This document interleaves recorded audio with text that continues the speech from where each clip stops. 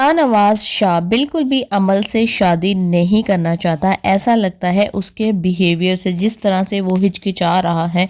लेकिन इसी समन शाह को जैसे ही पता चलेगा कि किस तरह से मेहरुन्निसा अमल को भड़का रही है और किसी भी टाइम पे वो इनकार कर सकती है इसकी बातें सुन सुनकर, तो वो एमरजेंसी में निकाह को प्लान कर देती है और शाहनवाज को कॉल करती है कि फ़ौरन नीचे आ जाओ, तुम्हारा निकाह है।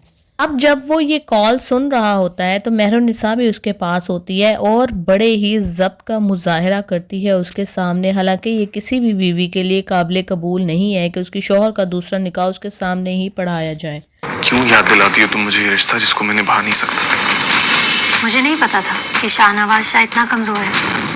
तुम्हारा और अमल का निकाह है अभी इसी वक्त। क्या?